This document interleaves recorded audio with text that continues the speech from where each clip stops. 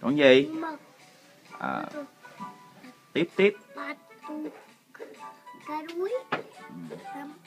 Cá heo. Cá mập. Cá ngựa. Cua. Cá mực. Sò. Tôm.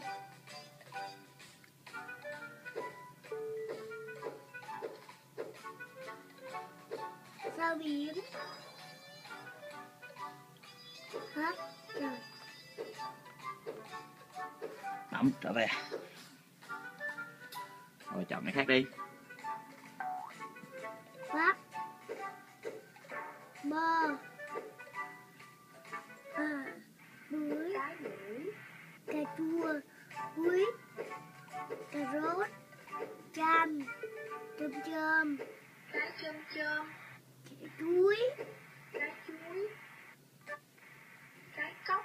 Trái ốc. Trái cóc. Trái dâu. Trái dừa. Trái dưa hấu.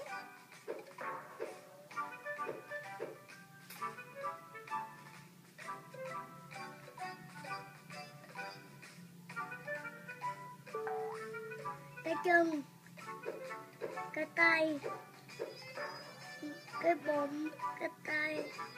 Cái đầu. Cái đầu. Cái mũi. Cái mồm. Cái chân. Cái tay. Cánh tay. Cơ thể. Cơ thể.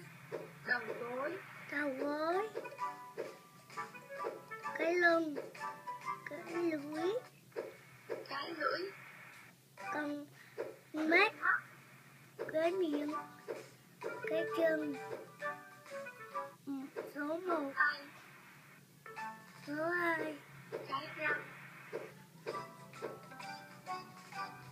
Cái vai.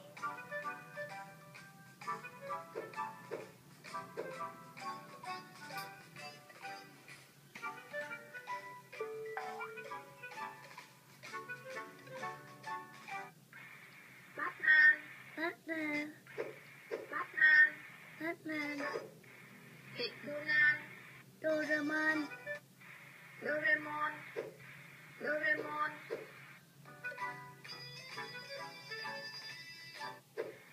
Mario. Mario. Mickey. Nàng tiên cá. Nàng tiên cá.